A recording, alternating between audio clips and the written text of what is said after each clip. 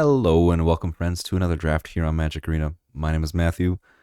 We're waiting for the queue to fill up, and I hope you've had a wonderful week. It is Friday here in the lovely city of Minneapolis, Minnesota. There's about 6 inches of snow on the ground, maybe less, but it's certainly enough to want to be inside right about now. Can't think of a better way to spend that than playing a little bit of Magic on a Friday night.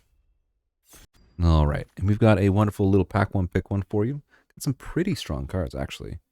At common, cards that catch my attention is going to be the firebending lesson. Actually, that's maybe it. I'll play the captives. It's an okay 2-drop, but it's nothing to be excited about. And that dries up very quickly. Like, you'll play this sometimes. Like, it's a trick you'll begrudgingly play in like maybe a green-black deck or green-white if you don't care about lessons. You don't really want to play Zuko's Exile if you can help it. There are just a lot of better lessons that are more mana efficient. Like, you just want Lost Days if you're going to be playing this card. What else? Sokka's very good. Actually, I think the pick between Sokka and the Mechanist are probably very close. I wouldn't be surprised to find that their win rate was like this guy, then this guy, but this guy's very good. And plus, I want to draft it, so. Okay. This pack has a lot of interesting stuff too. At the uncommon level, there's just 4 bangers. And then this is fine, I guess. You won't take this early, but you would play it in your lessons deck for sure. At common, we have 5 cards that jump out. The Firebending lesson sold out. The Glider Kids to a lesser extent. I would take the lesson over the kids. And then out of the 3 other cards, it's like I would probably take it in like Firebending sold out Octopus form, but I do think this is very good. As a follow-up, I mean, I could take the Waterbending form. Or Combustion Technique or Firebending lesson. I think taking the Combustion Technique here might be the right pick. I do like the Fancy Footwork. I do like the Master Piandao. And River Spirit I do tend to like a lot too. So it's not exactly clear. And then this is going to send a signal to my left that red is kind of open because I'll now have sent 2 red cards, but you can't worry about what you're sending to your left. You just have to worry about what you're getting from your right. So this pack, what that tells me is there's a few cards that jump out. There's Hama, the Cycle, and then Path to Redemption. Those are the things that jump out immediately to me. And then there's certainly playable cards past that. Like the Glider Kids is totally acceptable. Fire Nation Attacks gets a lot better in a deck that isn't lesson focused, but has a lot of firebending to spend mana on. I mean, I'm not married to this Combustion Technique necessarily. I could be like maybe a Grixis deck. I could be blue-black. This could still just be a blue card in a blue-red deck. We got a lot of options. I think this is a strong card, and I just don't think I'm going to take Cycle over that by any stretch. There is an argument to taking the Path to Redemption, and I think had I taken Sokka, that is what I would take here. But Hama is a strong card. Lots of opportunities for shenanigans depending on what your opponent's playing. But okay, now this pack marks a stark drop off in card quality level. Like, there's just like the enthusiast. There's a lot of allies coming by, and we do not have an ally start. Should I adjust into an ally start? And if so, what would I take? Enthusiasts probably would be the pick, though maybe another Glider Kid. I've lost that card a lot lately, actually. All of that said, I'm gonna take the Uncle Iroh. I don't know. Not an energy bending Exile fan. This card is good. I think you want. It's probably close. I imagine their win rate's probably higher with the Earthbend Kingdom Protectors, but I guess I don't know. Okay. Well, Tolls of War is a card for the white-black sack deck, and we haven't seen. Well, we had one sold out, but other than that, black hasn't seemed particularly appealing, which is kind of emblematic of the color in general. Yip Yip, also noteworthy. Very strong card. And then don't sleep on the Warship either. This card is actually kind of nice. Does kind of just a little bit of everything you want. And maybe not the best at anything, but it is pretty fairly nice. This pack, however, I mean, we're kind of blue-reddish at the moment, so taking this as a signal that it's probably open. Not that it's like the strongest card out there, but I think it's worth the pickup. Now this pack, we've got 2 or 3 options we could consider. Again, these Zuko's Exiles. Not unplayable, but my god, is it bad. Like, if this is your removal, like, sometimes you gotta do it. But, like, paying 5 mana, to 2-for-1 yourself. Like, you give them a clue, and you spend 5 mana to kill her. Like, it's just so bad. The things I want to talk about, though, are the Umashu City and Waterbending Lesson. That's like the two that I'm really considering. And I think this is just a pretty clear Waterbending Lesson pick. You could maybe justify it, but it just doesn't make enough sense to me. Now, this pack with, I mean, we have 2 lessons at the moment. And I say that considering taking the Fire Nation Cadet and being more aggressively slanted. I'm not sure if that necessarily makes the most sense. And I could also consider taking a Platypus Bear as like a cheap interactive or a cheap thing to get on the battlefield. But I'm not going to do that. Wow, lots of expensive stuff, to say the least. You know, I've liked this guy in kind of these grindy decks. I think having a 2/5 body is usually relevant. Certainly I'm not in a hurry to pick up another 3-drop that kind of needs some setup. I'm just gonna take one that's kind of okay most of the time. Here, I don't imagine that I'm gonna play any of these cards, but I suppose I'm most likely to play an Energy Bending. And now, kind of want it, but I'm gonna take the Platypus Bear here. We just need a 2-drop to stay on pace for everything. Now this pack, I'm not a fan of the 4/2. It's like you would play it technically, like it could get a job done, but it just trades down so often, and it's situationally, only situationally draws you a card. Same thing with Exile. I mean, if we play it, we play it. Actually, might play the Waterbending, or Barrels of Blasting Jelly, excuse me. I think the card is actually fairly decent, especially if you're ever trying to do more than one color of stuff like Iroh or Hama, you know, that kind of stuff. This pack, the last Agni Kai. Basically instant speed fight spell, and then you get mana equal to excess damage. And I don't know, it's not very good. Like, it's fine, but it feels like a worse removal spell. Guru Pathic, on the other hand, is quite fantastic. Sorry, I had a bit of a sneezing fit, and I had to pause for a second, but that's basically all my thoughts on this pack. The Cat Gator is kind of cute with energy bending, but certainly Guru's where we want to be. Now we're getting a pack 2 Invasion Submersible. Excuse me. I think it's better than Lightning Strike as far as being interactive, and it's just fantastic. I like Momo, the playful pet, quite a bit as well.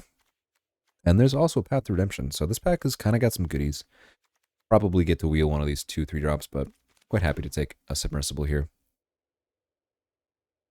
All right, this pack has not that much for us. I think what stands out to me is we're actually not technically green at all at the moment, so we could just be blue-black still. And like splash for Combustion Technique.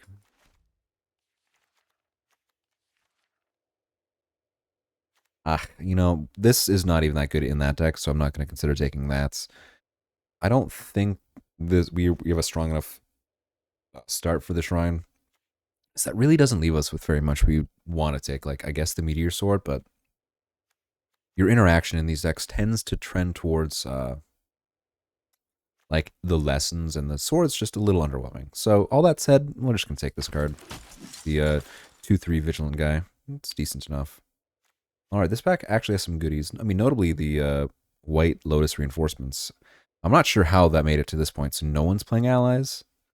I mean, I tend to try to stay away from it just because I know how many people are playing allies, so it kind of is contested quite a bit, but that's not an excuse to not take good cards.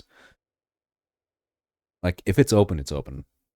This pack, the things that jump out to me are going to be the Cycle of Renewal, Aang's Journey, and Path to Ancestry. And I know I could use some fixing, but I find this card is really good when you're playing the Platypus Bears. And maybe I just have a pet card for it. All right, now we've got a nice little interactive thing. It's not a lesson, but it does a very good job of dealing with problem creatures. It's very good early. You know, they attack you with a 2/2, and you just keep it tapped, and keeps you quite happy. And then we're also really not considering anything else this pack. Like, it's just clearly this Watery Grasp is like by far the best card. Azula's not bad either, though. Okay, this pack, I mean, there's Jets. Is there any world where we want to play that? I mean, probably not. Considering. Yeah, no, I don't think that's the world we want to be. Like, if we're red, we're like a light splash with the blasting jelly, the combustion technique. Like, we're not really looking to do that, though. Man, it's crazy to get sixth pick jet. That's worth talking about. Let's take Toph. I mean, maybe the Otter Penguin would be okay, but yeah. Um, Comparing Watery Grasp to Honest Work, I think it's just such night and day how good one of these is and how bad the other is. I you don't want to like they still have a 1/1 and they taps for mana, so it just feels very bad.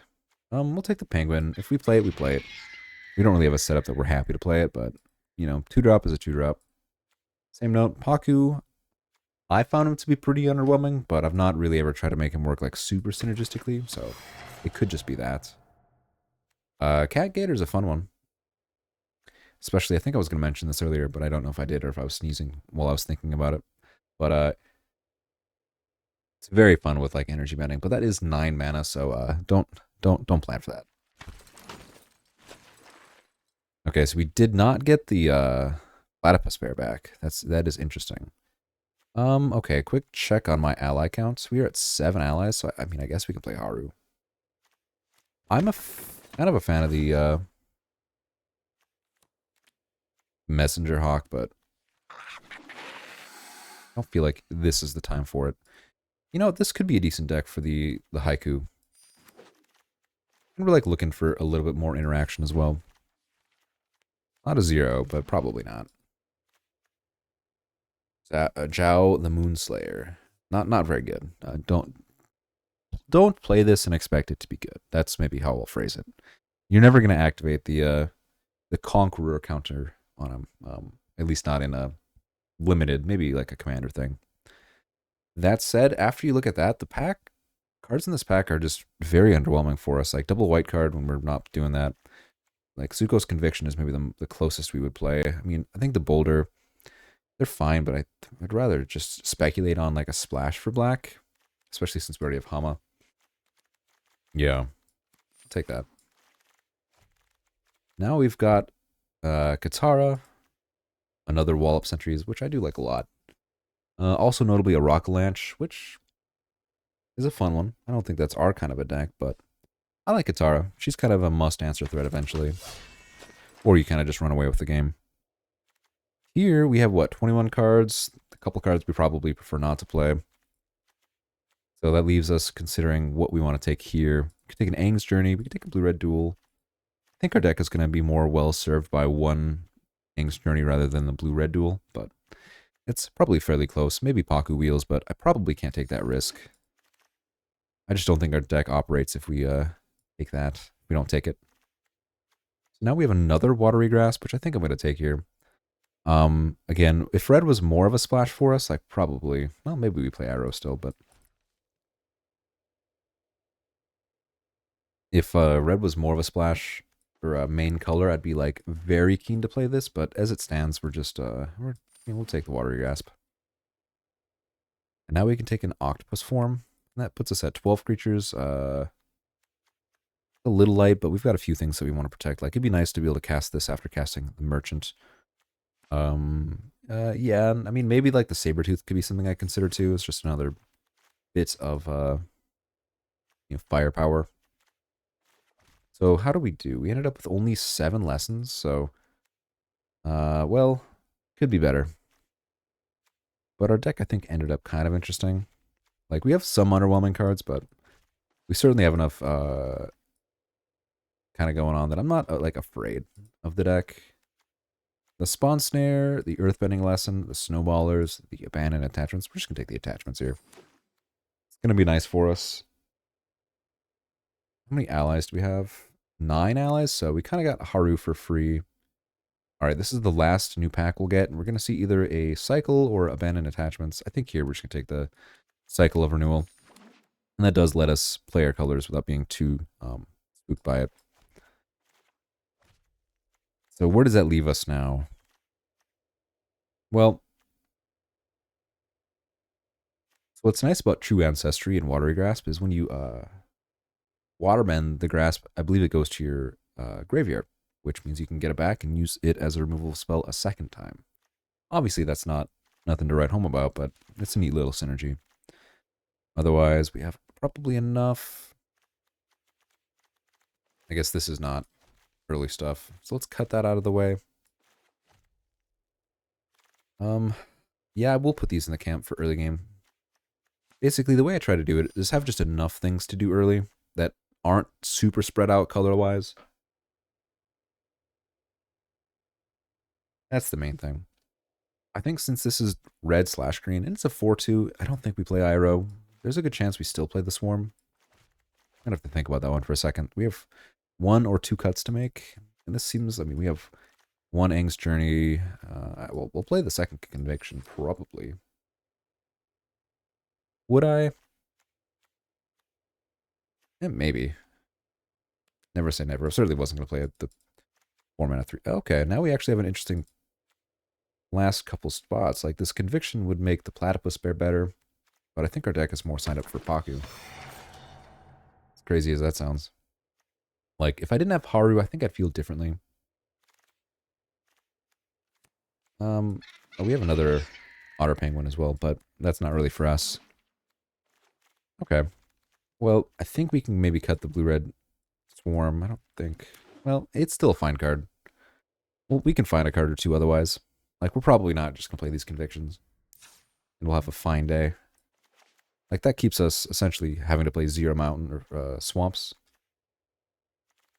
Our mana fixing situation is like... just this. So we can play one Swamp. Probably 9 islands, 7, 1. That gives us... we can cast, out of all our early creatures, with just a blue mana, we can cast the things we need to cast early, which is 2, 4, 5, 6, 7, 8 spells we can cast really early, and that kind of unlock other things. There's a world where maybe it's supposed to be 8/8, but I think with double Watery Grasp, you know, and a lot of our early creatures being blue, like if we end up drawing 3 islands, the deck would work. But if we drew 3 forests, the deck could be kind of awkward if we don't also have like a cycle. So that's kind of the metric that I like to use. Like 9/8 is a good base, but then from there you kind of decide how you want to do it. And looking a little bit deeper, actually, we can play this Foggy Bottom Swamp in place of a forest because that taps for black, which allows us to cast Hama. And I think that is worthwhile. Now the question is, do we want to play this Dragonfly Swarm? It is red. We have 1, 2, 3. It's probably a decent enough reason to splash red. And like, I'd cut like this, the Waterbender. Yeah. That's what, 10, 17 with a land. I could maybe go down to 6, or sorry, maybe down to 8, excuse me, of that. So the question is this enough fixing? Is this too much fixing? How do our creatures look? Do we have enough non-creatures to make the Mechanist work? And the answer to that is astoundingly yes. What else could we possibly cut? How does this Ancestry work for us? Gets back Hama. Gets back Guru. Gets back the Dragonfly. Gets Hara kind of at a decent rate. I don't really want to cut the Grasp. Platypus Bear, or at least 1 Pakku. I think both of them, though, are worth it, so. For Haru, we have 8 allies. What ally did I cut? Oh, Iroh, of course. So I think we're okay. Haru's just kind of a medium-ish ally for value, so maybe we cut him. Yeah, I think I like that. 7 allies, so Haru was close. He would have been a good source of a few bits of chump, but I think ultimately I would rather the blue-red to be able to go on top of the opponent than not. So that is the deck. Hope you enjoyed the drafts. I'll see you all back for the first match. All right. We have found an opponent. And this hand seems okay. It's got a 2-drop, so we don't just lose to like 1-1 into 2-2 or something like that. So we'll keep this. Again, it's not the strongest, and we probably might be better served off with a mulligan, but right on time. You know, it's tactical because now we get to attack for 2 on turn 3, so...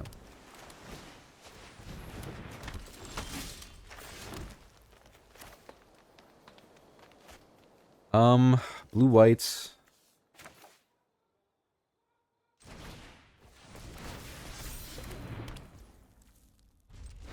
Nah, it's not worth.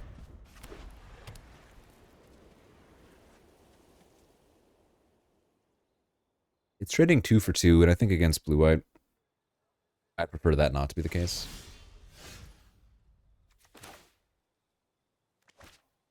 Well, that's pretty awkward. Drawing a 5-drop and a return thing to my hand. I guess the odds of drawing another land was something like 70%. So we do hit it the situation some number of the time.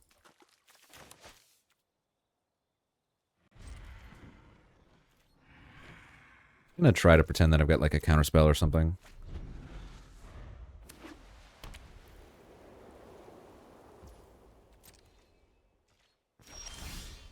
There we go. I mean, our 1 of mountain, that's crazy. It's a good chance that they have something to cast 2.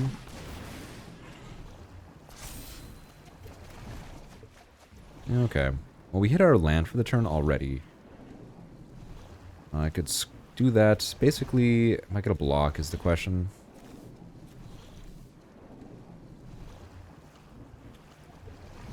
That's a good question. I mean, this gives them 2 free damage, but then we follow it up with Katara plus Octopus Form, so...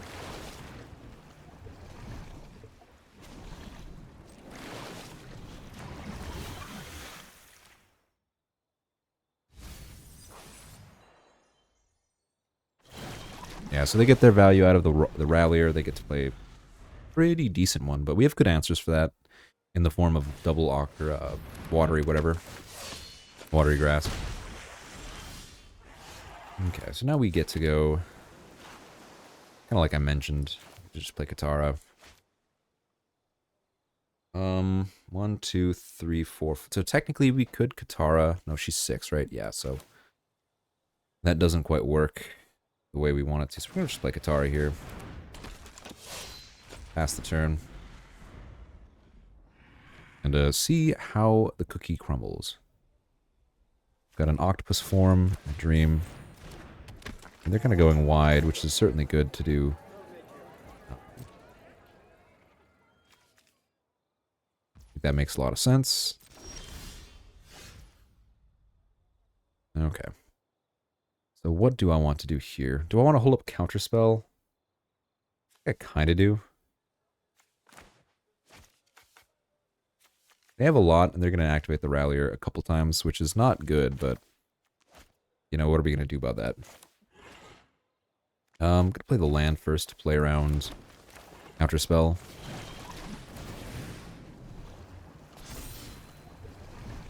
I'll probably tap Katara to...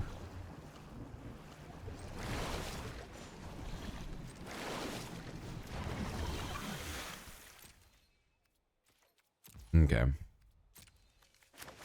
So we've got Katara as a 3-4, which is certainly going to be relevant enough this board. I think they're just a little too far ahead for me. I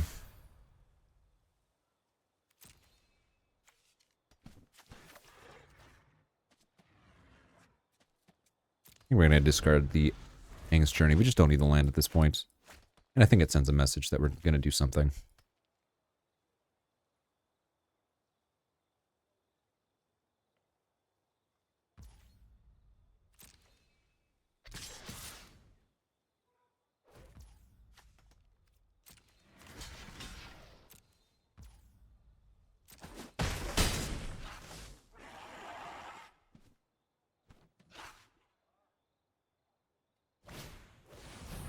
I mean, they're going to play around it, it looks like.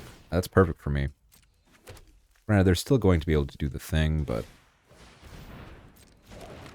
Now they're going quite wide. It makes things a little unpredictable, we'll say.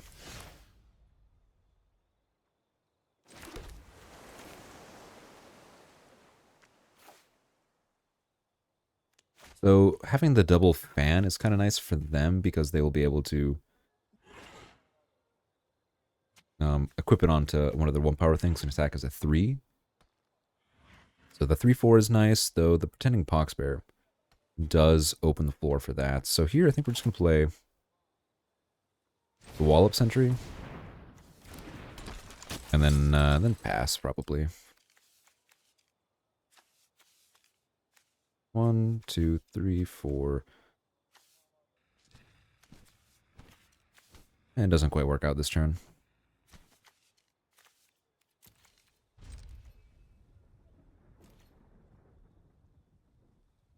Yeah, it's not great to be on this kind of defensive game plan, but I think it's going to end up being...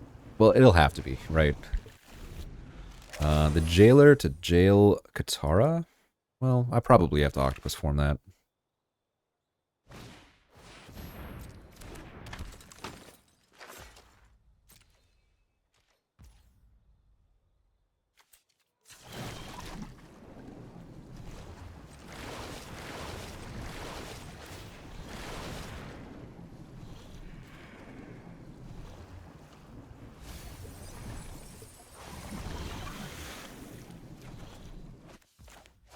Certainly don't mind that.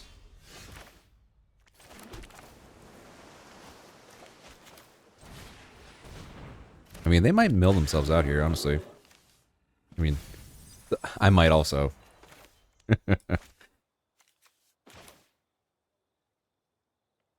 Gotta probably chill it on the milling, my self plan now. Now we get to hold a Blasting Jelly plus Octopus Form or Sokka's Haiku. So I think we just pass.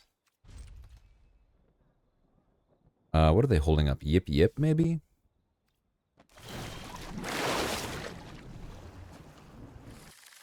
Compassionate Healer. I mean, their cards on their own, none of them are particularly powerful or spooky, but... Looks like they're missing a land.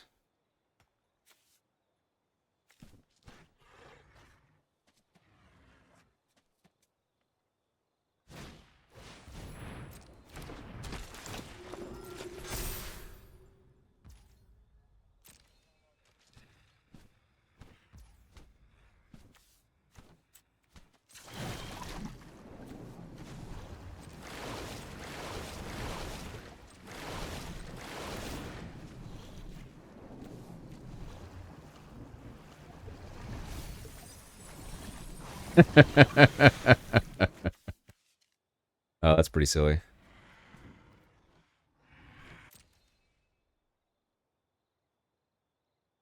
What was their end steps? I'm not really sure if they're doing anything else. Oh, they're discarding that. Okay, interesting. Well, I think I can play this dude. And still hold up Counterspell Octopus Form. Like, I feel like I just need to not lose and we win this game fairly simply.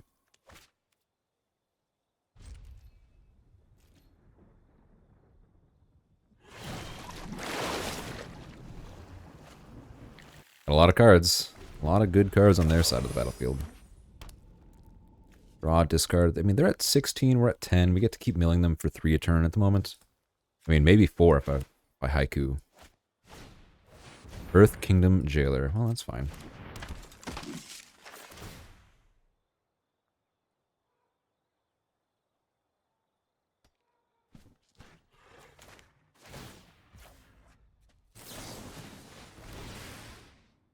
I'm sure they see that coming. Skipper Hexproof.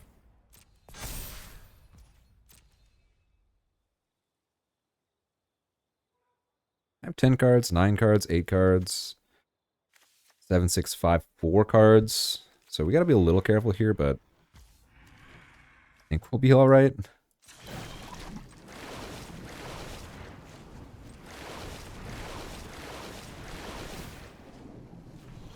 I mean, I guess we'll see. Now, there's all their lands. It's kind of funny.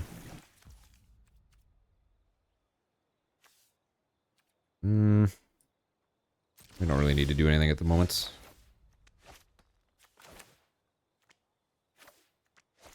We go land. Probably Hama now. We haven't really milled anything. We've milled a waterbending lesson, which is not so good. I guess we just do this, bounce their enthusiast.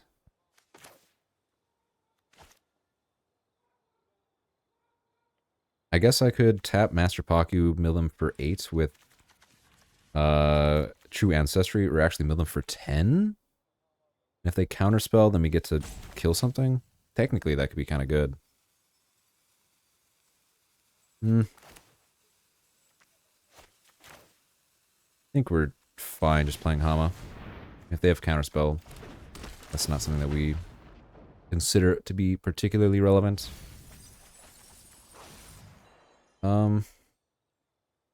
Until end of turn, becomes an avatar, gains flying for a strike and hexproof. Sure.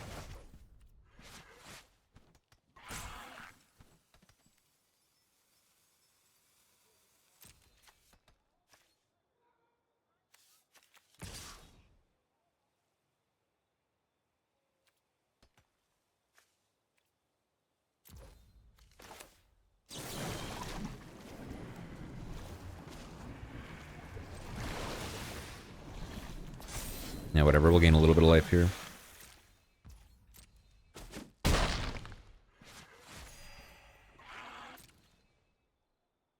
Yeah, I think we're doing all right. They have 8 cards left. We just milled them for 3. And now I can make that play that I was just discussing, where I can True Ancestry back my Pakku. So I just need to not lose this turn. And anything that does not lead to me losing this turn is probably okay to do. I think they just needed to play the Enthusiast much earlier, and their problems, like, that would have been a reasonable threat earlier, but now it's just not a problem.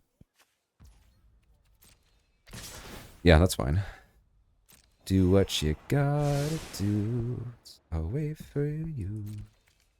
So what do we got? They got 3/3, 2/1s, 2/2, 2/3, 3/4, 2. Oops.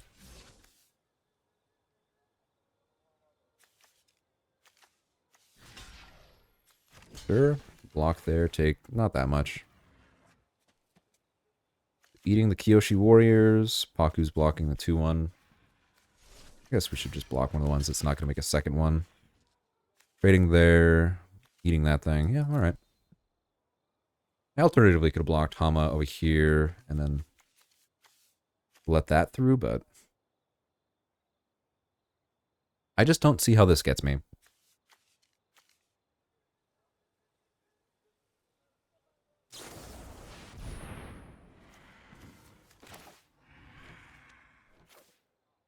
+2/+2, so this would be a 4/3. And this would now be a 2/4. That's probably fine. That said, I don't want Guitar to live, so we'll do this. And I'm using this guy as a counterspell instead because I don't want...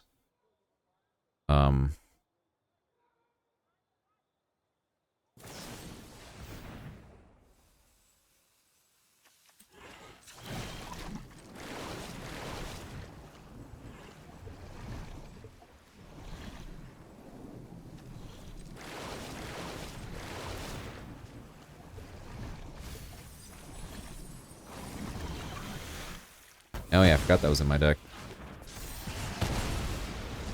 Okay, so Katara is down.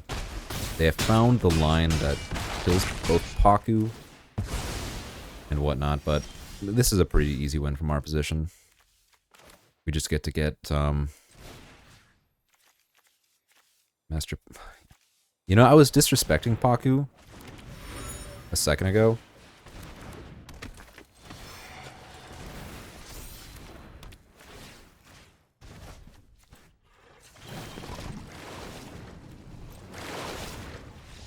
Nice. Well, we got the mill win. All right, that's a bucket list. I guess I've not really gotten that to work on this format yet. That's fun. I'm still kind of living on that high. That was a lot of fun. Not really what the deck is designed to do, but hey, we got there. And they also missed on lands for many turns, and I think they kept making a suboptimal choice, but That's neither here nor there. This hand has a Mechanist, which is very strong, so if we hit any land, we get to do that. Alternatively, I mean, I would have hands that might have better, but this is kind of what I was talking about in the draft. If I start island, island, island, like, how bad is that? Well, the answer to this hand is it's not great, obviously. We'd prefer to just have, you know, all of our lands, but such is life. You know, keeping that guy binned would be nice.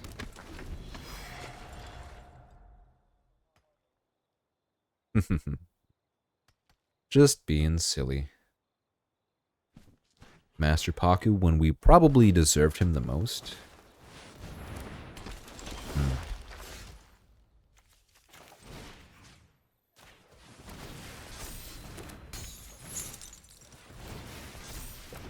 I mean, I guess I'm not blocking.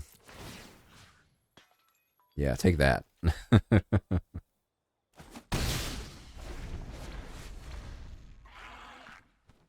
Alright, missing by turn 3, that's especially rough, but what can you do? Cry? So I do get to eat one of these things. It's probably the Swap Vine Bender. Though if they're smart, they might use like a Lightning Strike on it early.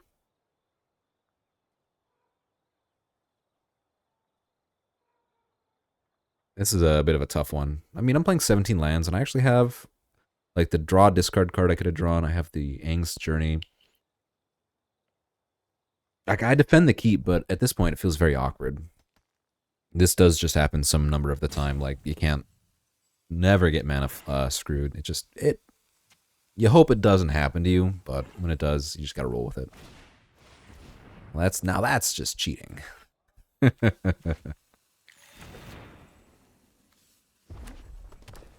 How dare they play the card I was just talking about? Okay, well, they played that first. I probably can't just take 8s. And they can activate that this turn on their creature, but we'll chump Pakku, quote unquote. Like, what else am I gonna do? Take 8s?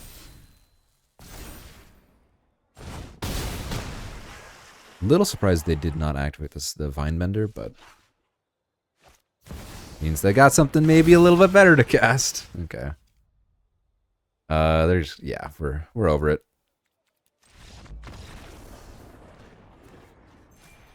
We were missing way too many lands for that to be relevant. We were 3 lands behind. They just played a really good Mythic, and we've got actually no plan to deal with it, so I guess the Walltop Sentry could have worked, but such is life.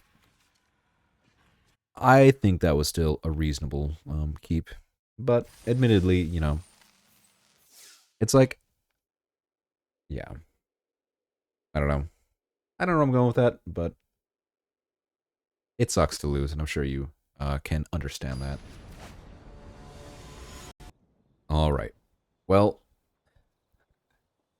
some of you will ask, did I learn my lesson? The answer is no, absolutely not. If I miss on my lands again, that will be, I might reevaluate my life choices. Would I change any of them? No. Water Tribe Rallier again, huh? They're playing blue. I think I do need this to resolve, so we're going to do and sacrifice this now. Grab ourselves at least a mountain, and then quick peek to see if I need double blue. I don't think that's the case. Well, having access to blue to cast Octopus Form would be nice. We'll just grab another island. And, I mean, we have the Blasting Jelly, so not particularly concerned at the moment. Sokka, you say, huh? Yeah, I guess I'm just not going to putz around with Sokka.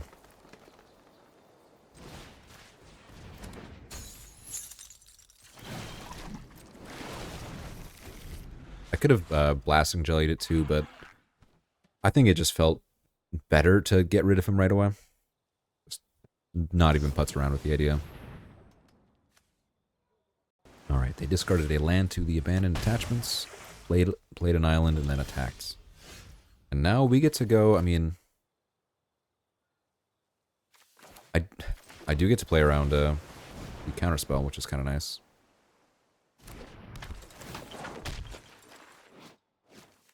Well, losing out X. You know, if it was like 5 lands or something, I might be tempted to not, but I'm still gonna do this. Those Hama and Katara, like that's pretty good. Definitely just grab another land.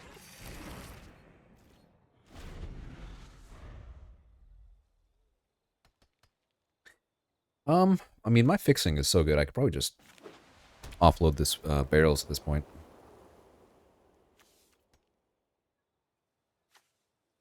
You know, in theory, I would have drawn a creature by now, but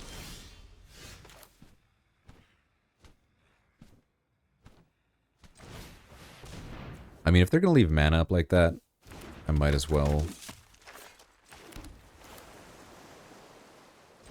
If they counterspell my last card, but I get a counter, did they even counterspell it?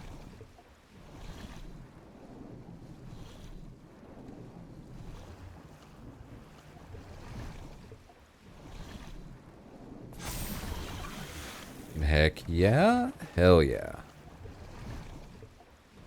Certainly I'm fine.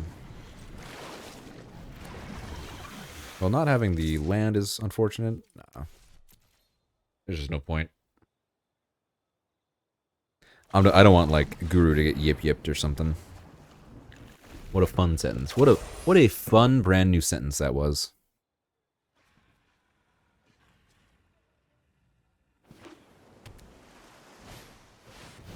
A coda? That's pretty good. Probably inclined to barrels that thing this turn.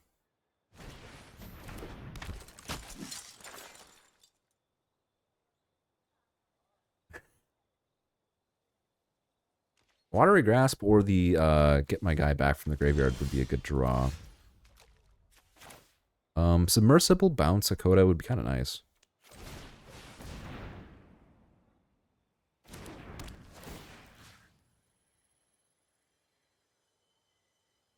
Yeah, we'll just bounce him.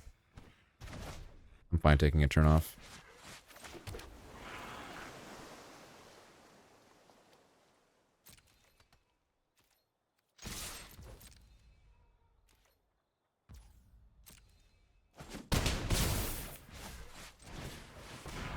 I guess I could have got in for 2 extra points of damage.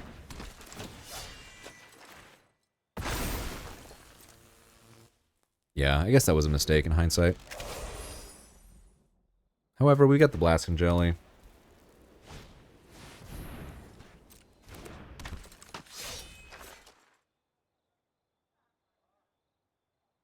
Just have to hope they don't hit too much off this thing.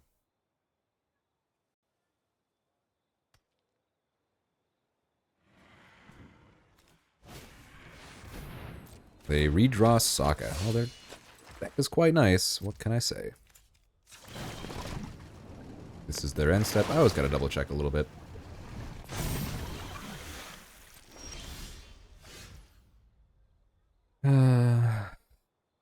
Sigh.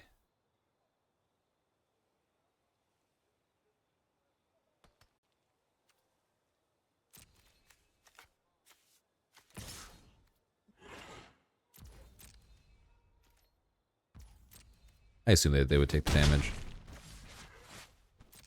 I've got good blocks on Sokka, at least. Same with Hakoda. I mean, obviously the Submersible would be better as a creature attacking, but this is fine. Also, notably, Guru will allow me to put a counter on, as well as, there are actually 2 counters. One from the Haiku and one from the Octopus form. Yeah. This might be my first time casting this spell in the whole format. And I've drafted it a couple times, for sure.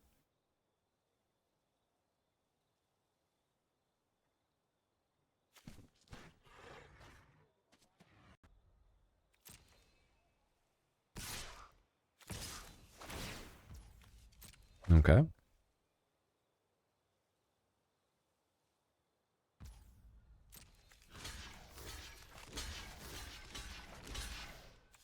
Seems pretty free to block like this.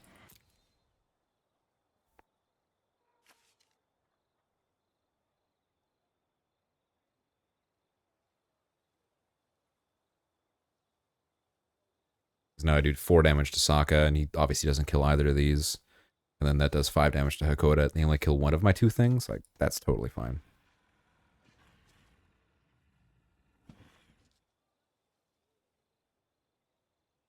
What messes this up? I mean, they probably would need 2 things because of the Sokka's Haiku.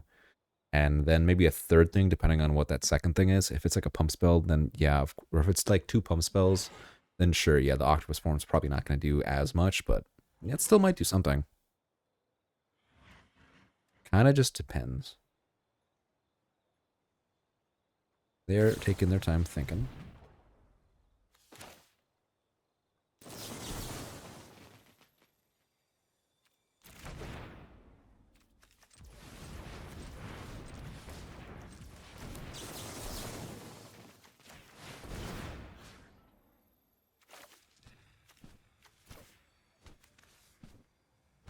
And then if they have a counter or something like that, how does this work?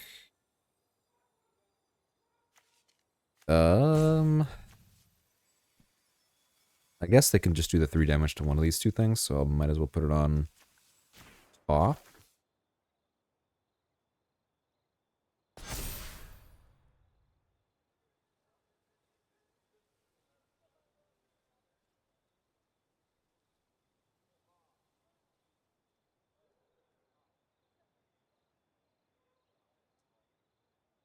This might be a they blinked first type scenario.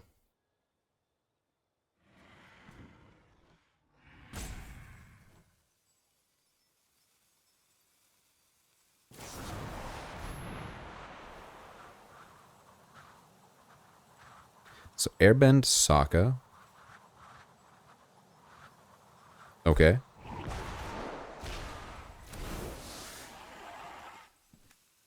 That was always allowed.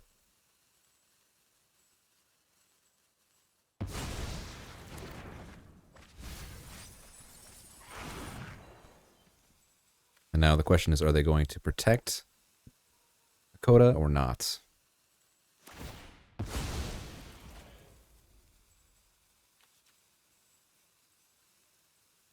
Sure, that's fine. Kill the land, kill the creature. Your choice. A little surprising, honestly. I think I would have gone for the land. That makes Toph just a 1-2 or 1-3.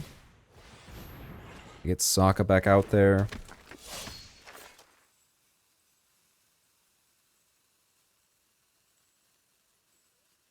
And now they can just play their like first time flyer. Nice. We'll consider that a win.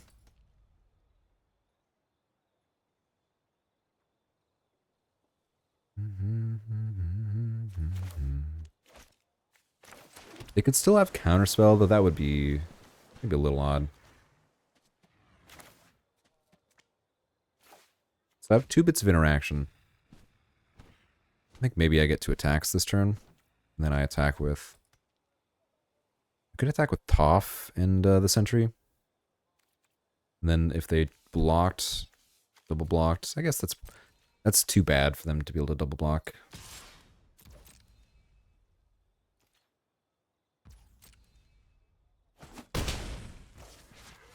Now the question is, how do I want to... Blasting Jelly to kill Hakoda. That's 5 mana. That's 10 mana to do basically everything I want to do. But I do want to get rid of both of these cards. They have to both be dealt with, so...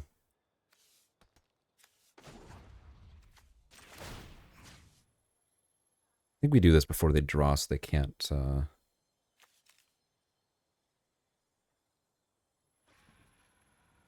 I guess the question here is, do they have access to like a watery or an octopus form of their own? And if the answer to that is yes, I think I'm supposed to do this. Give them the opportunity to save it with a coda.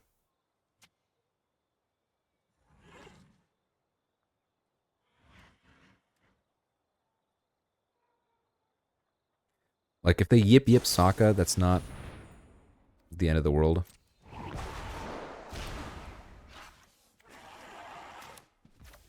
Okay.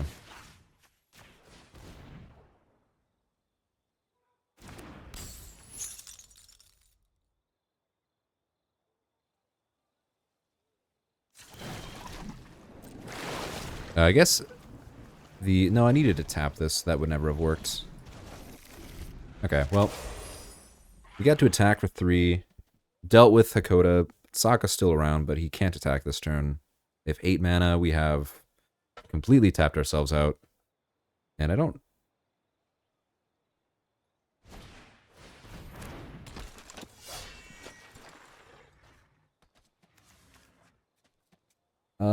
yeah, I mean, we're down on resources. We basically have singular octopus form left. But, I mean, Hakoda dealt with, Earth Kingdom Protector dealt with, their own octopus form, double bits of interaction. Basics bounce my... Yeah. Appa, you say, huh? That's a pretty good one. Give this guy flying if you want to. Question on how... Yeah, I would put 4 counters on it, so... It's definitely an attack with everything situation, methinks. I mean, they know that's coming. They know this is coming.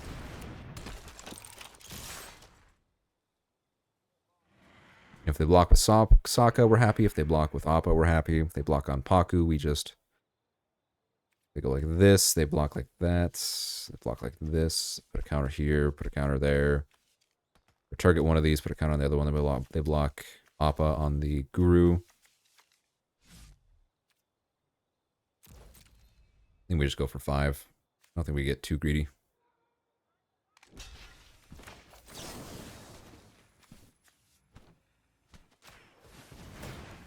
We'll 2 for 1 ourselves here. Like, it's not ideal, but we hit an extra point of damage at this turn. We deal with their problematic flyer. And now we've got a Mechanist to throw a clue at them. If we so choose. We're out of resources. They have probably a 2-3 flyer. Yeah, definitely a 2-3 flyer. Several times over.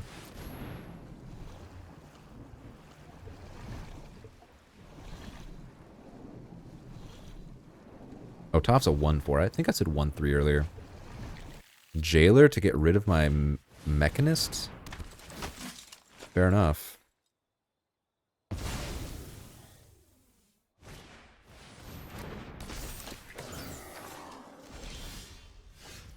So we start by cracking a clue.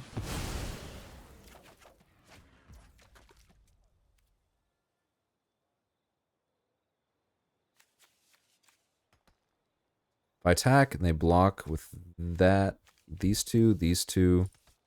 Problem is I can't actually attack back. Let's see here, we've milled 1, 2 lands, 3, 4, 5, 6, 7, 8, 9, 13, which leaves me with 4 lands out of 12, which is 33%, which is probably about right. Question is, do I attack? I don't think our hand gets much better here, actually.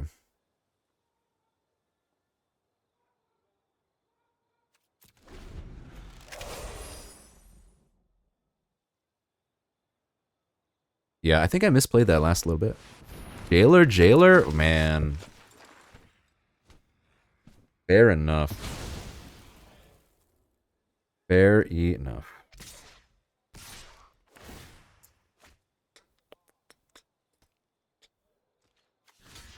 They had just enough resources, it looks like. I mean, I just need like 1 bit of interaction. I'm going to keep the land. 1 more waterbending lesson I could hit. And they whiffed. Okay. Ugh. Brutal. This is incredibly painful.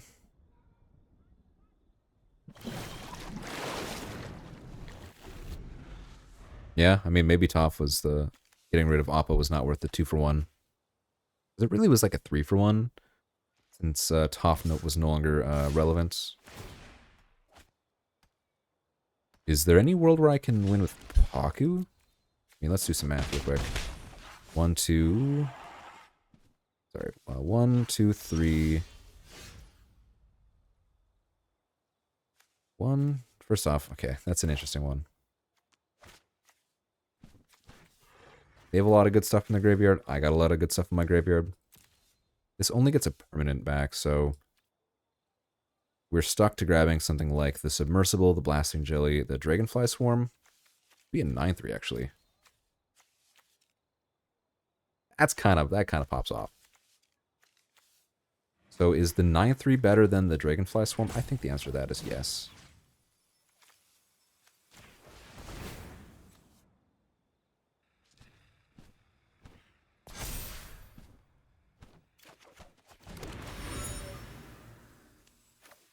We play this, we don't... I mean, what if they have double counterspell, right?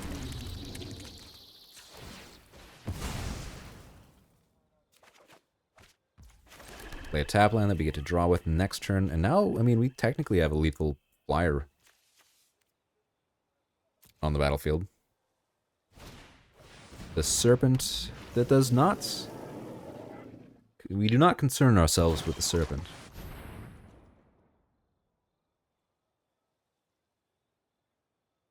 I mean, I could maybe... Well, Guru might draw them a lesson they can get.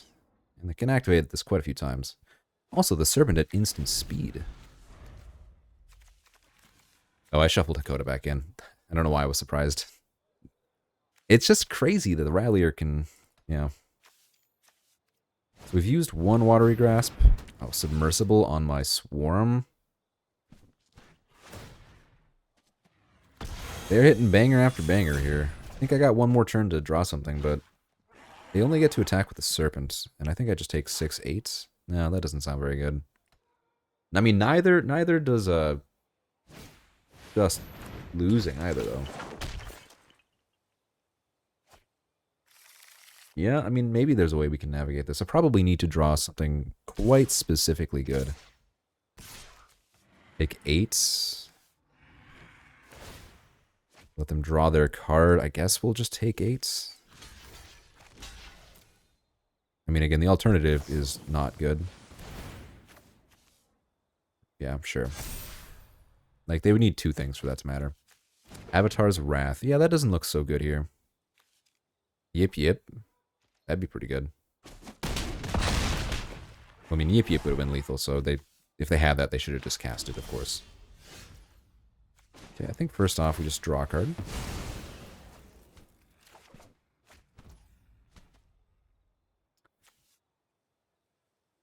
Almost good enough. Block, block, block, block. Take a couple points of damage here. Oh, that's the silly part, is this is almost good enough. Mill almost down to my last card. Yeah, it turns out if I gotten Katara back, we would have won. 5 attackers, 5 blockers. Yeah, I'm pretty dead here. Would I have fared better had I chumped? I think the answer to that is no. Yeah, I think I'm just dead if they go for it. We'll see if they do. I'm sure they will, but not pre-conceding when the board stays a little confusing, because who does that? Yeah, had I gotten Katara back at this point, then Pakku would have been lethal. Maybe that's a line I should have thought about. And they're at 6 cards. I have a Hama still in my deck somewhere. And then I can, like, Airbending Lesson.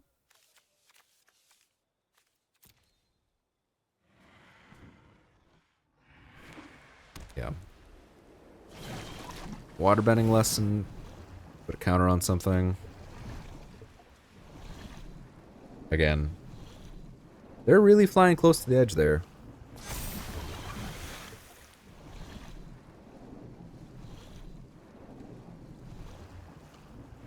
I haven't done the math precisely, but, you know, it kind of is just like, I'm very dead if they go for it.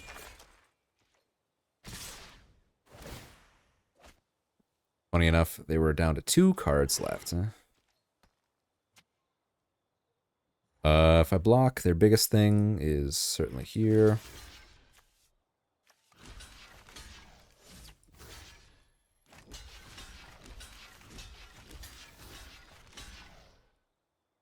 Take lethal.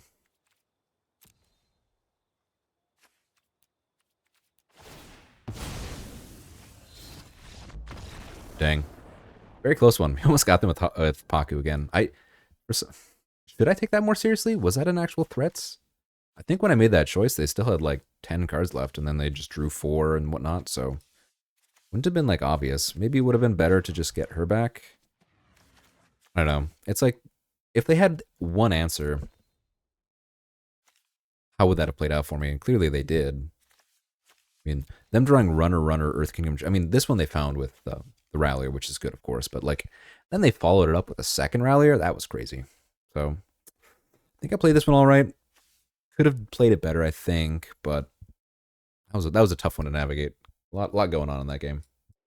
All right, so we had a quick little reset, stepped away for a moment, took a deep breather, and now we're back at it with a clear head. I mean, we are 1-2. We're trying to win a couple more games for sure, but this is an all right start. Obviously, we've got a 3-drop, 3-drop, 3-drop, which isn't like the best of the curves, but certainly it's probably less sketchy of a keep than the other ones I've been keeping.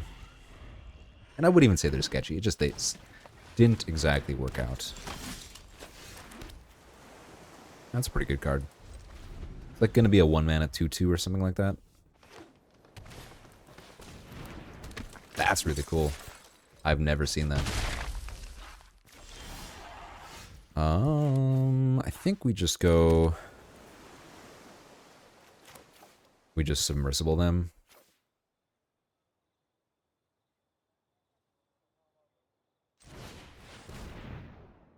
Oh, they have like a... plus, they have the bounce trick, is what it seems to be. It's like +2/+2 in reach or something.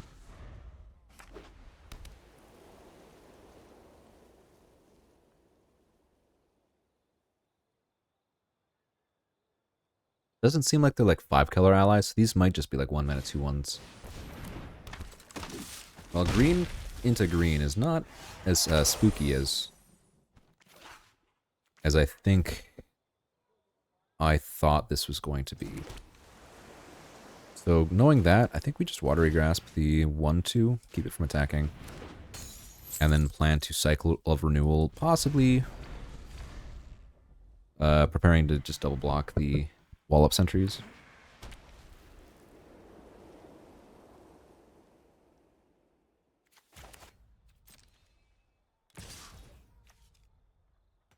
Now the real question is, am I okay if they just kill it? I think the answer to that is yeah. I don't need to do that right now. They're very clearly showing that they had a trick, and I think it'll be stronger if I hold off a bit per turn. Now they're considering tapping out. They definitely played that wrong then if they wanted to avoid tapping out of green mana. I'm like fairly sure it's the +2/+2 trick.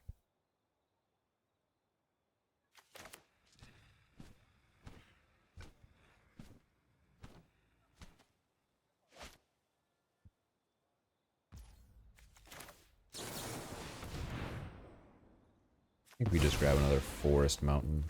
Actually, no. I have 3 blue things in my hand. We definitely just grab the mountain. And like an island, I think.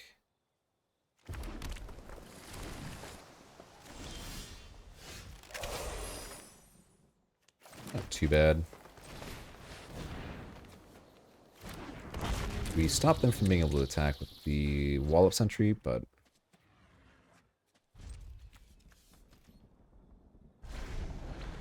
I mean, if they attack with the Rallier, then it kind of shows their hand.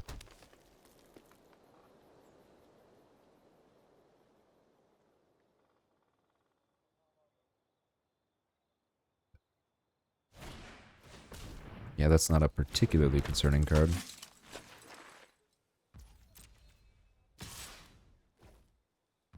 And I'm just going to bite into it. I want them to use their trick now if they got it, so... Again, that can block my Dragonfly Swarm quite effectively. Show me the money. Yeah, Pillar Launch, that's the name.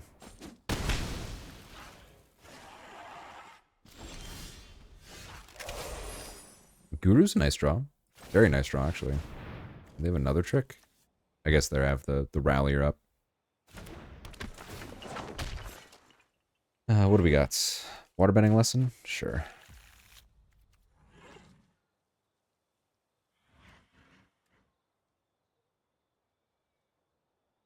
didn't think this gave it, let it untap itself. That was very good. I guess we just chill. I mean, we're at 16. I think we're doing all right. In retrospect, I definitely should have tapped probably... yeah, I don't know. And this card just crushes this deck.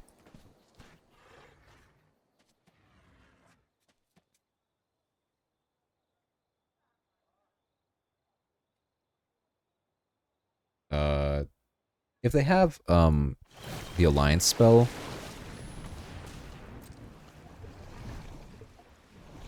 like, then we're not unhappy. I guess the question is going to be, do I want to airbending lesson, or rather waterbending lesson next turn over attachment? I think the answer to that is probably, I think I'd rather the second one of these rather than cast this to discard this to not cast.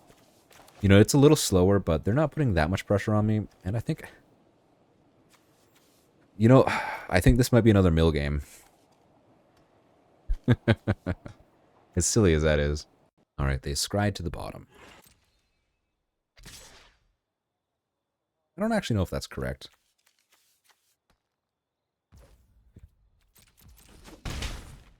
But that is life. Ooh. You know, this is a bit awkward of a curve.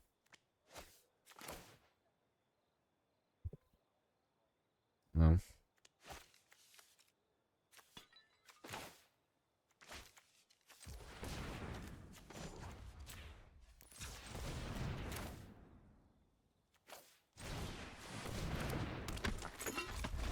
So the reason I'm tapping like this is because I want to be able to draw my octopus form and be able to cast it. So essentially just leave blue and red mana up.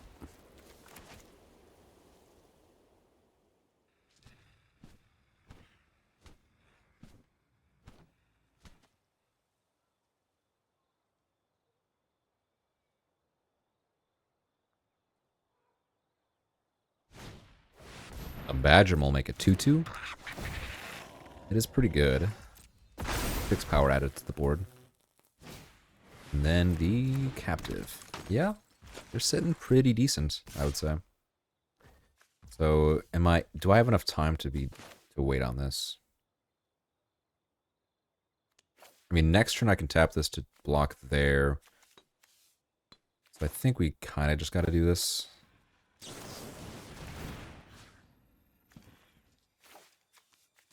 Make this guy bigger.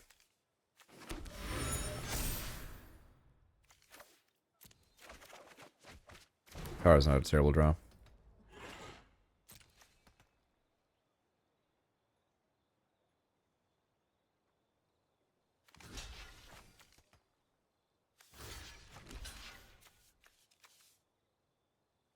Not gonna block with anything else here.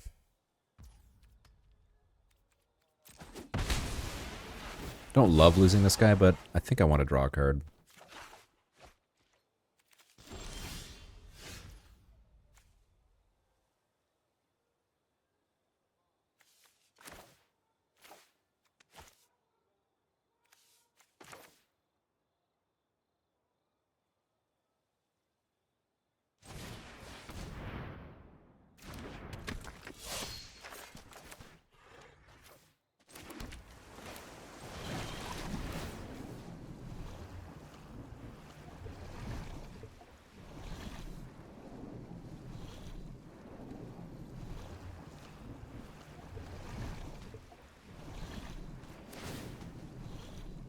I don't know, this makes it a little confusing on how they want to attack, block, that kind of stuff.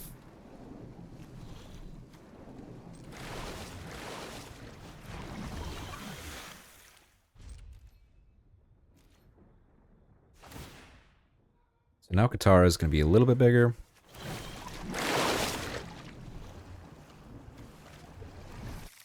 Yoshi Warriors. Well, that's a decent little one, but nothing too spooky.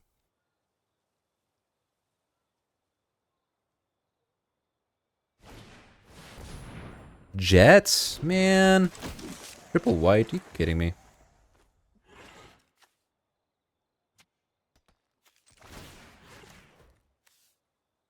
Yikes. That's a tough one. That's a tough pill to swallow there.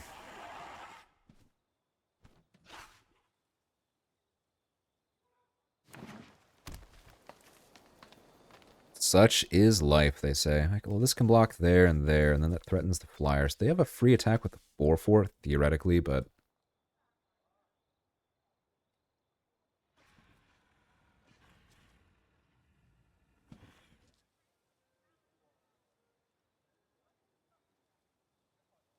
I guess I flew a little too close to the sun with this deck, huh?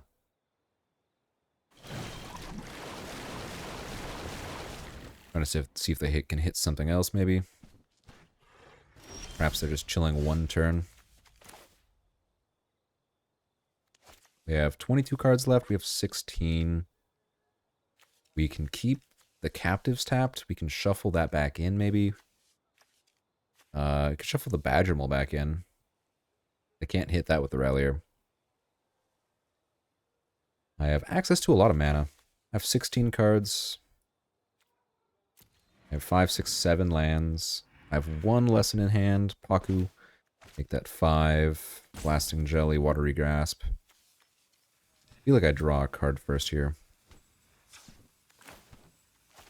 I guess I could tap these two, play Pakku. Tap this, these two.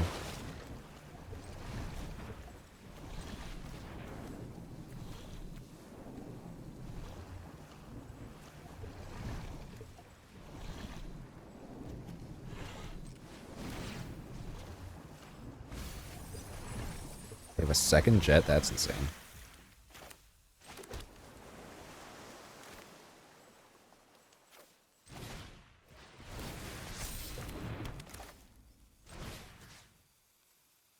I feel like I just Watery Grasp like their jet or something.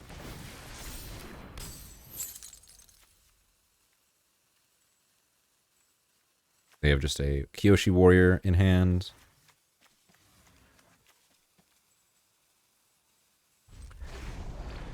Got a dream. Got a dream.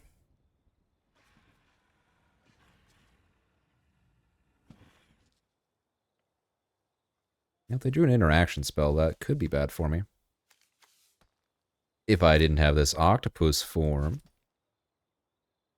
So mill them for 4 next turn.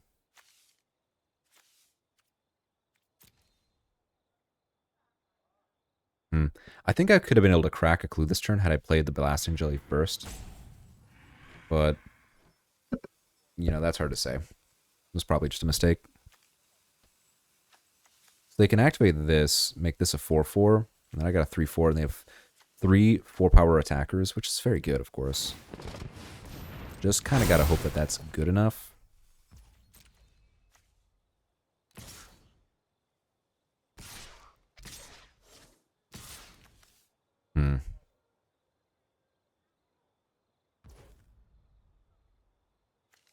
So this untaps a thing, so I could make this a 3/6. It's not good enough. They have 1 white mana.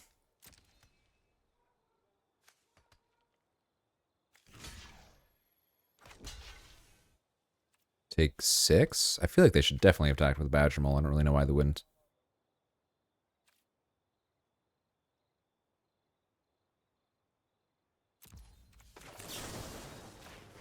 I don't know. It doesn't really matter here. Put the counter on either.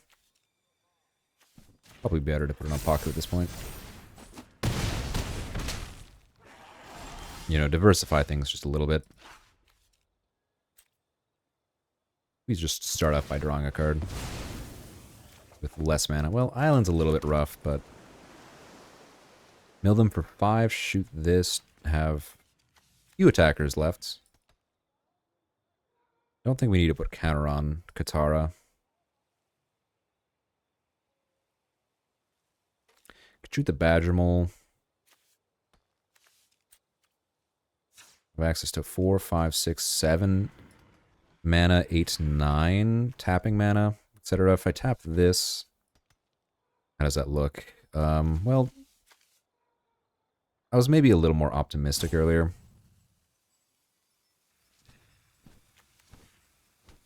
Can I still activate think the answer is yes, so I think we chill. Yeah, putting the counter here actually was really terrible. What was I thinking?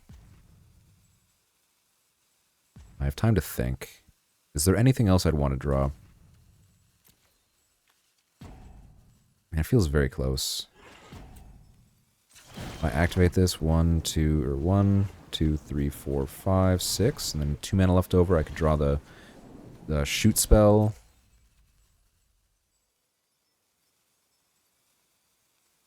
We just chill here. Maybe if I draw in a second Pakku is something that I could have considered, but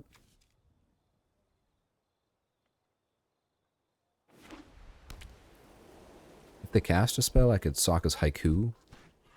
Maybe that's relevant. I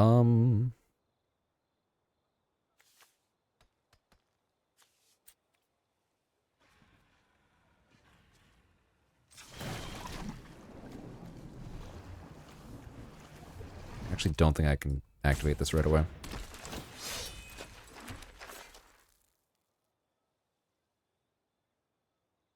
Two spells? Man, are you gonna double spell me, triple creature? I guess maybe they just rally here, see what they get.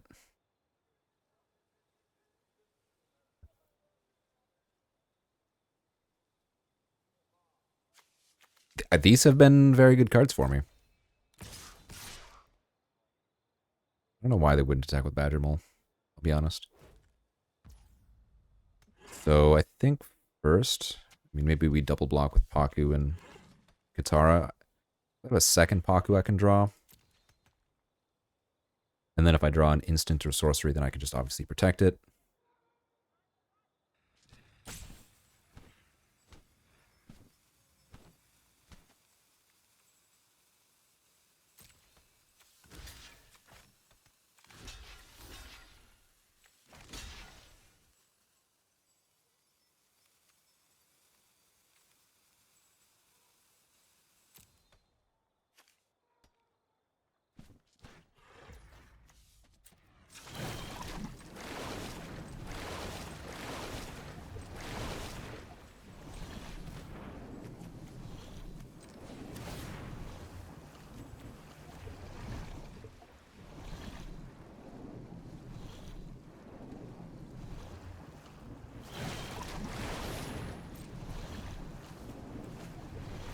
Ooh, what the hell? We did draw the Haiku, which is actually really funny.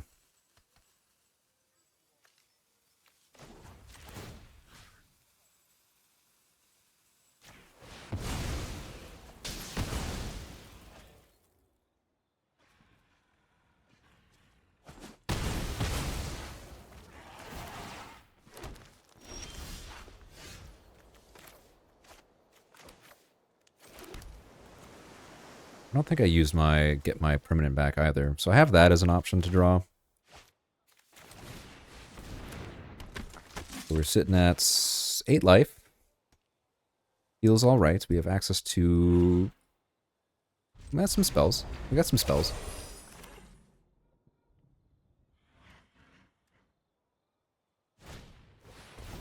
No.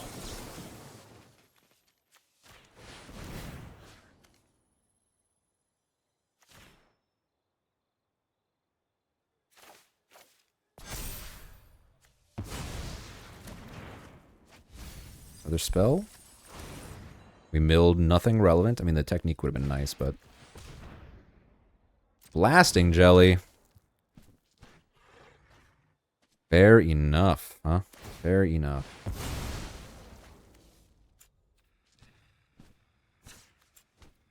Four, 5, 6. And then they attack for a lot. Leave this back, that blocks this. I take 5,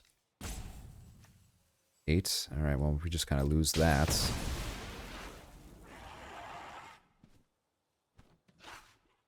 I guess I should have cracked this. I could have drawn Octopus Form. That was very dumb. That's not true. I already used my Octopus Form.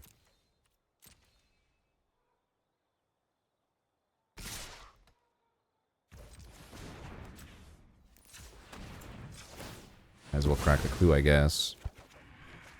Platypus Bear with 6 cards left. A little sus. First thought is like, that's the free block, takes 7, 10. Obviously, that's lethal. So if we block here, we take, what, 4, 7? We go with... We take 7. Then we go up to 3. They have 3 blockers, 3 attackers, rather. Or would I rather do that at this point? I mean, they have 9 cards left. They've activated this a million times. I think I would rather go to 4 than 3, but that's close. I mean, I'm going to gain a few more life. Yeah, I think that's correct.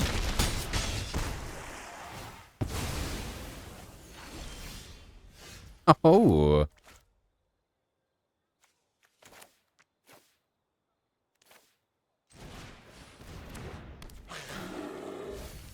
Oh, well, there goes that guy.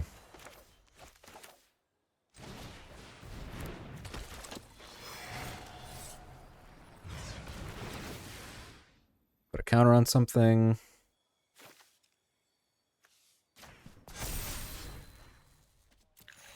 Oh, we got a Hama and 2 lands. That's not ideal, but the game looks like it's going to be won if I can attack with Pakku and lost if I can't, so...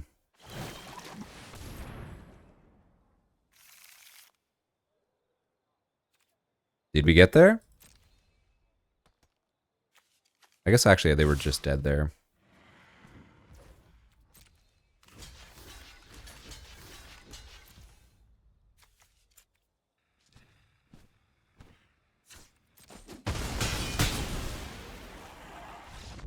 Nice. Well, watery grass came in handy. That was a tough one. I think the big thing about it was I knew I had the Ancestry back in my hand. I think it was a very big mistake not putting the counter that went on Pakku onto Katara. In my mind, I just... Yeah. Obviously, it was like so much... That was like terrible to do it that way. But we got there in the end. We found the winning line. We made it very difficult for ourselves. But their deck was sweet. I mean, like, this Earthen Ally with double jets, like, that's crazy good. Musicians, Pox Bears. Yeah, that's very sweet.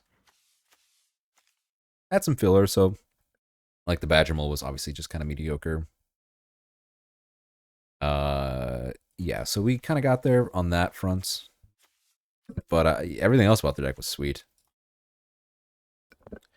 All right, we are back for another game. Got an interesting hand. It's got land, it's got Watery Grasp, and then some draw, so it needs a little bit of work, but not so much work. Island, I won't lie, not one of the better draws. Yeah, oh no, my lands that enter tapped. I guess we'll just grasp this guy now. That'll save us some damage in the long run. Ooh. Well, they're coming out strong. Give them that. I do get to draw a mountain now with this. That is nice. Play the mountain, of course. Give them as little information as possible. We're at 19. They're going to attack 4 more. 3 cards. Water Tribe. So many Water Tribe Ralliers. Oh, man. So they hit me for 5 this turn, actually. Down to 14. Here we... Oh, man, that's such a good curve for us. Wow, that was a ridiculously good draw. We get to play the Dragonfly Swarm and a Grasp. Like, that's insane. Look how, like, this is how, this is exactly why that card is so good. You know, it's just kind of ridiculous.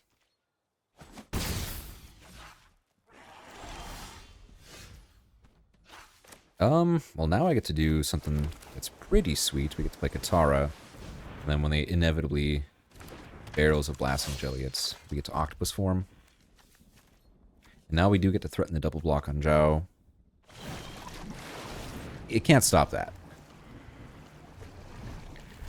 The Tai Li can't block. Fair enough. Yeah, I don't mind that.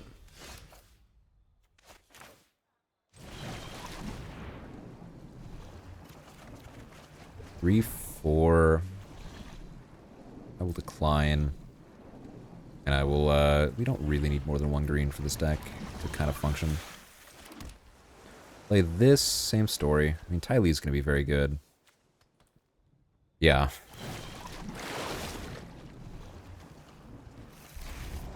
It just depends on how they do it. Island. Well, I mean, maybe they're playing Sokka or something. Do they just shoot the Katara? If they do that, then they can't really attack with the Ty Lee.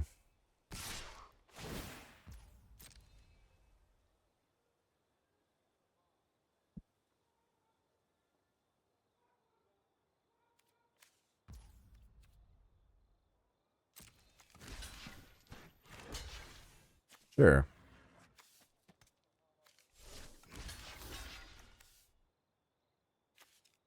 Prowess, they have no cards in hand. They could Blasting Jelly something. That's fine.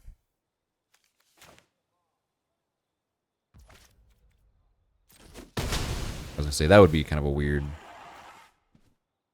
move to make. Odd choice, but okay. Oh, I guess they were doing it before I drew the cards, so that is what it is. So now we get to bounce Zhao and Technique.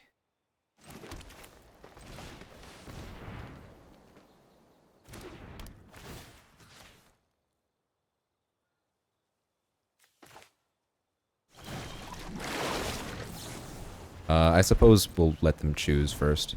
No point in giving them the extra information. Dang. Does that change anything? Unfortunately, it probably does. Do I still want to attack?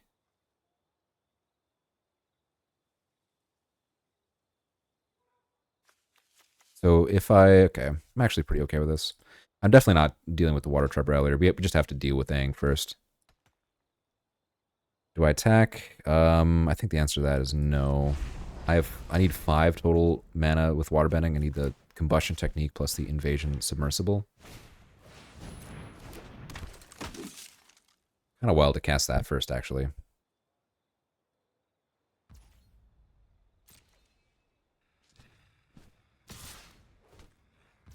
They flash? No.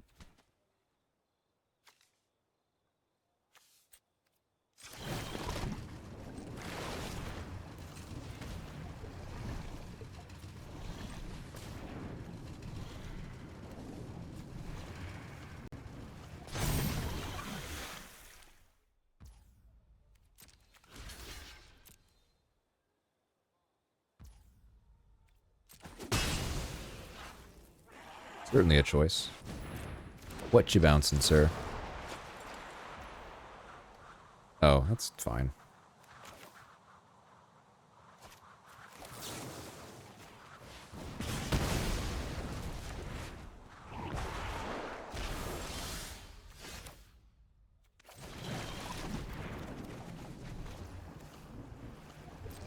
Line, discard, play this, play that.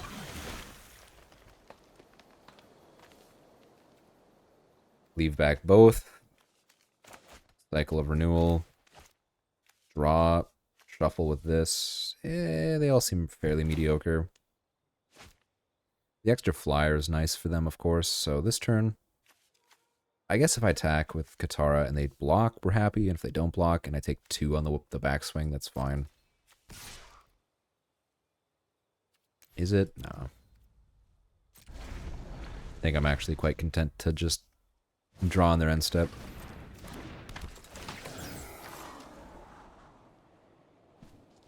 The Scry with the Water Tribe Rallier is a little less spooky as well.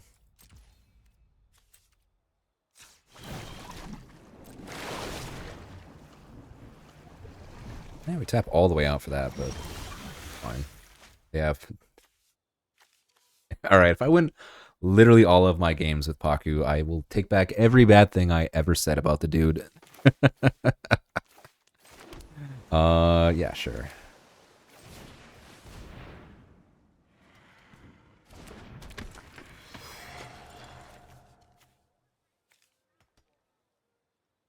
I want to leave 5 mana up, so it tap. We have 2 extra, 3, so I guess we get to chill. Yeah, I mean, our game plan is just 100% Pakku with this game, so keeping the Rallier up, or not activating Rallier when they scryed one, is indicative of a very strong card. Is that relevant? I think it's enough relevant. And tap a land. Nice. That gives me just enough to be able to do all the things with. Well, we lost out on true ancestry, but that's life. Take 2 in the air. It's fine. That's crazy. We just draw. Mill them for 7. Mill them for 7. Mill them for 7. I mean, I don't have to activate that right now, but the question is, did I already use an octopus form? I did, so that's my way of untapping. I think we lead with this in case we mill any more land, or lessons. I don't think we have many more. I think we have 1 more.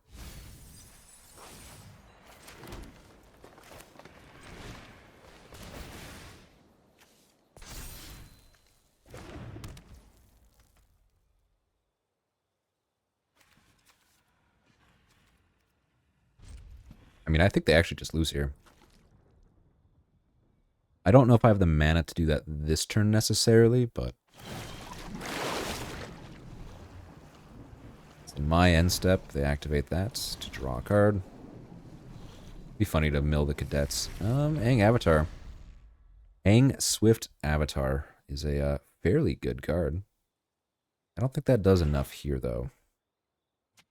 Like, airbending any single one of these answers does not actually do much.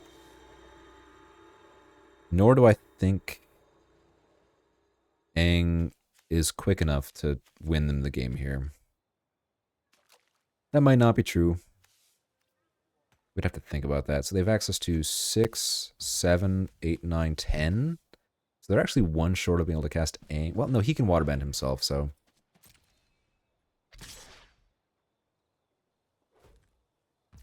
Yeah, I think that was actually an illegal attack. Windblade? Sure. It's fine.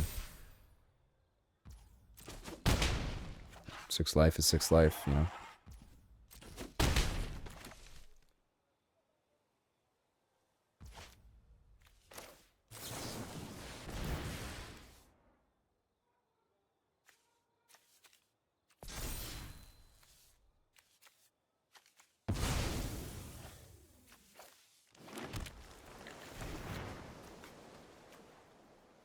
Yeah, I mean, there's just no ordering that they can do this that it matters, so.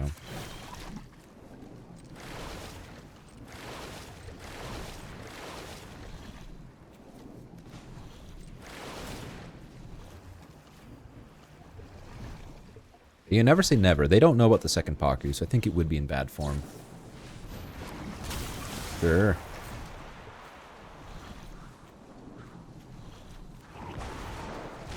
Okay.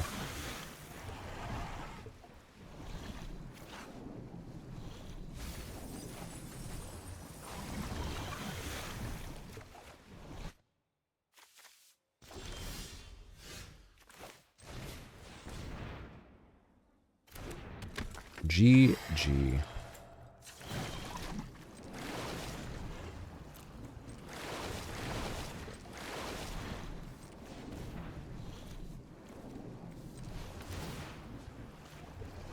Wow. We did. He can't keep getting away with it.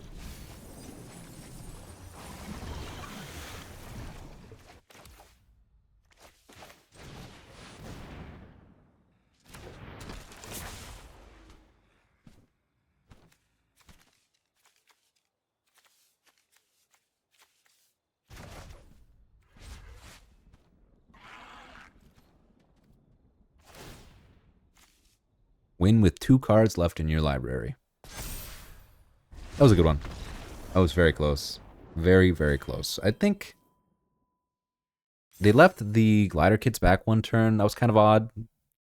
But a win is a win, and this draft, every win is precious. I mean, every draft, every win is precious, but this one feels just that one going 1 and 2, and then now I've clawed back to 3 and 2. Like, hopefully we can keep going from here. But you know, my heart was not dashed. All right. Does he keep getting away with it? Question mark. Maybe. Who knows? I won't lie. This Dragonfly Swarm has been good as a roadblock. It's not been. I think a lot of times you play this card as a bit of aggression, but I mean, for us, we're just happy for it to get thrown under the bus effectively. Double white, huh? Yeah, get milled.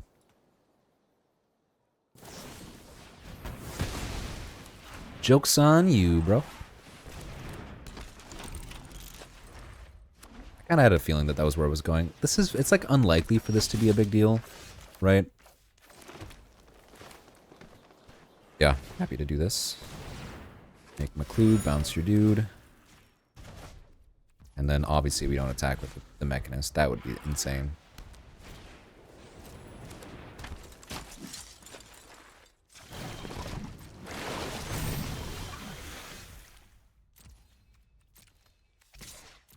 I guess I could have attacked with flying in the air, but I'm trying to maybe represent. I definitely missed out on 3 points of damage.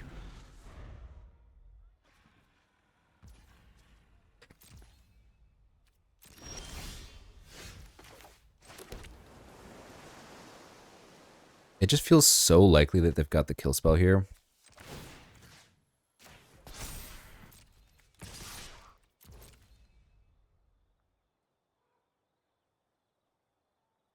That I'm just going to draw with Katara, and I'm not going to attack with her. Get our counter on her, and now if they have a board wipe or something, like, sure. Like Avatar's Wrath. But I still have things in hand that I can do. Them being at 9 would be a lot better, I admit, but... Free clue token, you say? Well, don't mind if you do. So, I actually really like playing off.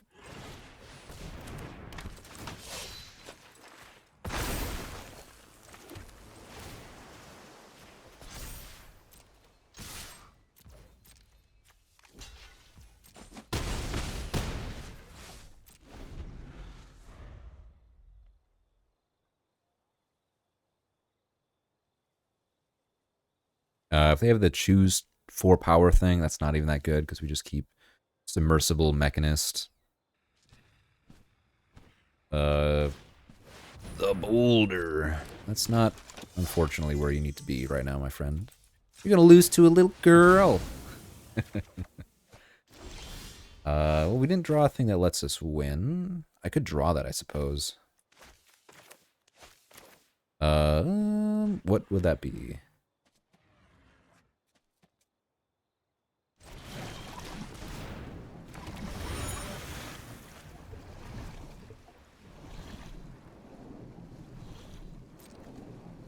Discard that. The bear is not going to be relevant. Give our clue token flying. Get in there. And then they block something. We octopus form something else. And they're pretty fairly dead. Pretty dead. Nice. We have, resurrected this draft from the grasps of defeat. And we are now 4 and 3, or 4 and 2, 4 and 2. Very, very important distinction. All right, found another match, and this hand seems totally possible. 4 lands and attachments on 2 to discard an excess forest. Katara on 3.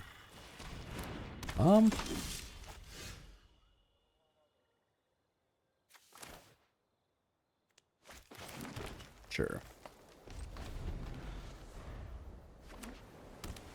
think we still make the game plan of discarding the excess forest. Merchant of Many Hats. You don't say. Land and Hama. You know, don't hate that. I don't really expect this guitar to live, but without an octopus form in hand, we just gotta get rid of it. I'm expecting it to die in like a number of ways. Sacrifice a thing. Yeah, looks like they're gonna sack Shu to kill Katara. I might have to watery grasp that thing. Heartless Axe. That's one pretty decent way to kill it for sure. Now the question is, do I watery grasp this turn? I mean, if they kill Pakku again with like a sold out or whatever, then I just take like 6 damage.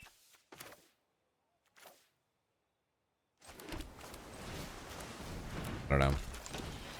Again, this goes really badly if they have specifically the Deadly Dispute, but... Or not dead. It might be Deadly Dispute. Basically, the sacrifice spell. And if they do, you got me. You know, can't win them all.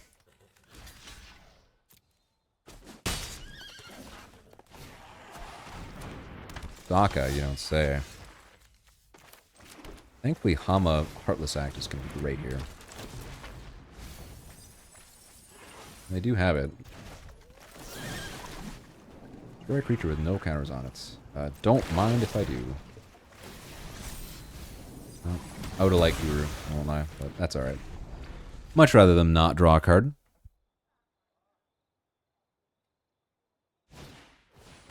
Forecasting Fortune Teller. Draw a card with the clue. Yeah, that's good. That's a good one. And they are choosing to be aggro. Okay.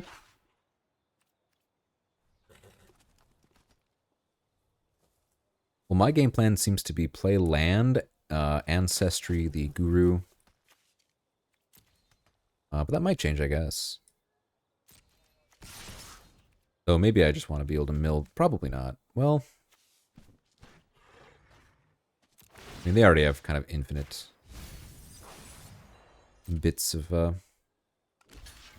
chumpage. I guess I could have. This would have milled an extra one, but I just wanted to see if I milled something else that was relevant.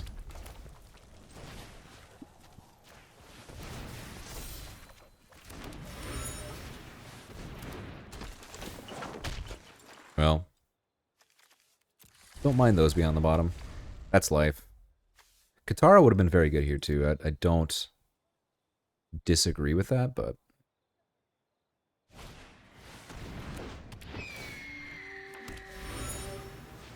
Well, I will kill that. That will be, unfortunately, a lot of damage.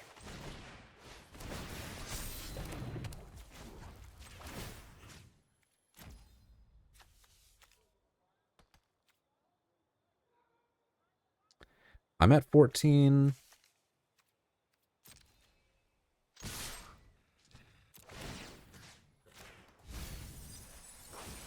Milling some bangers. The barrels, I don't think they can. I mean, yeah, I guess that's a free block. And then we just shoot them the June. I have to do that on my turn, just simply how that works, so. I don't want them to get a free extra card off of the June with the Callous Inspector. Nor did I really want to shuffle her in. It just seems like they have too much, maybe that wouldn't be a big deal. Fire Nation Engineer, eh? Sokka's Haiku, just a bit too late, my friend.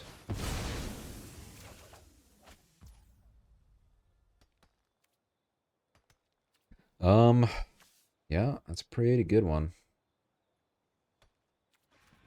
They're at 12, this would be 5, 6. And then they attack me back for 2, 4, 5, 6, 7. Imagine they draw a card, which they can do with the Underground Pass. That makes that a 4 power, so 4, 5, 6, 7, 8, 9. Untap one thing, or play Master Pakku afterwards. We mill ourselves again.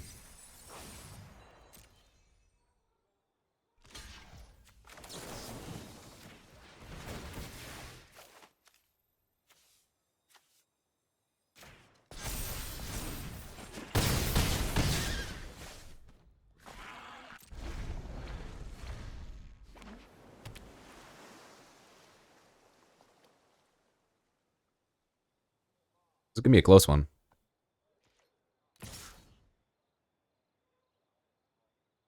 I mean, they're at 6. I'm at 6. We're at 6. Giant Koi. I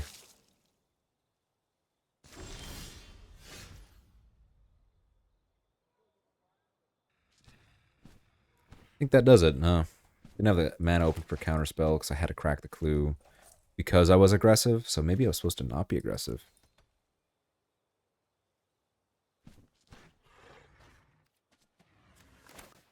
Can't counterspell my own card. This gains unblockable. I take 5, 7. This has reach, so we take only 5 here, actually. They have 20 cards. Is there any world where I'm supposed to attack with everything? Let's picture that. I think the answer to that is yes. I attack with everything, see how they block. Then I get to play creature, and then I've got 2 blockers for their things. And this was going to be unblockable anyway. Sure. Is it ideal? No. I don't like giving them a graveyard either, but 4 straight bangers. I mean, technically they gotta block something.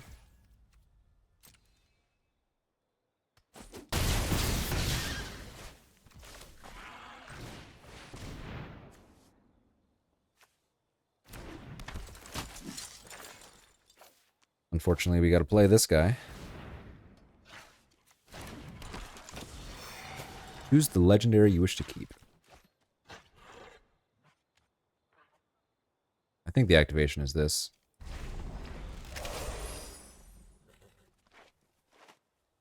Yeah, it turns out Katara might have been a lot better. I mean, regardless, we're going to go to 1 here on board. Maybe if I draw something. What's my live draws? I have Combustion Technique with 4, so that's only 6 damage, I think. So that doesn't seem like it would be good enough. I think I have another Watery Grasp.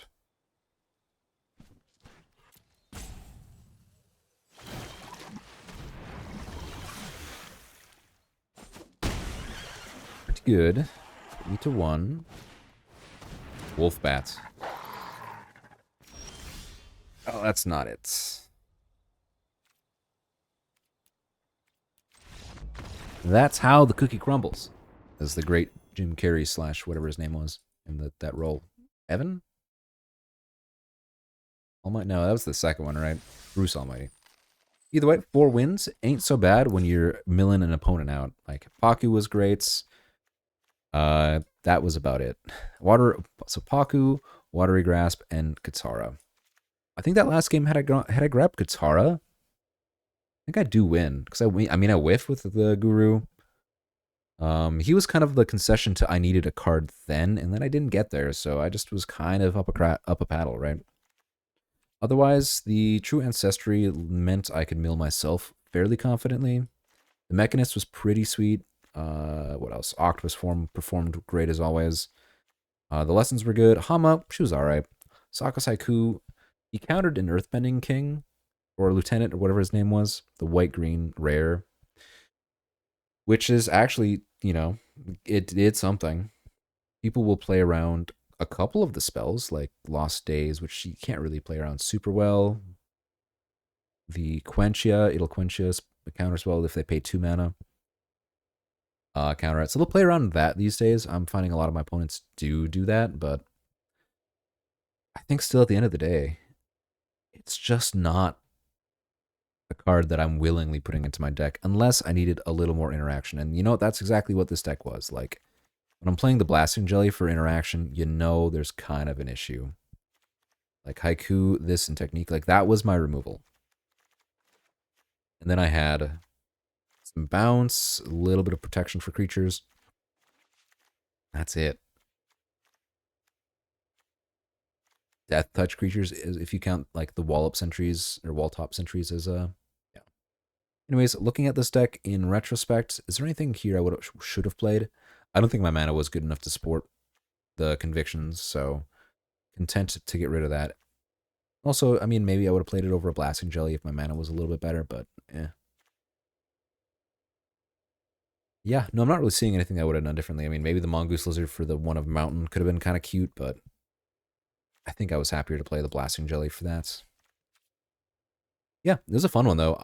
I milled 3 opponents out effectively, and that is certainly good enough for this draft. Hope y'all enjoyed the kind of the shenanigans, and I'll see y'all tomorrow. Take care.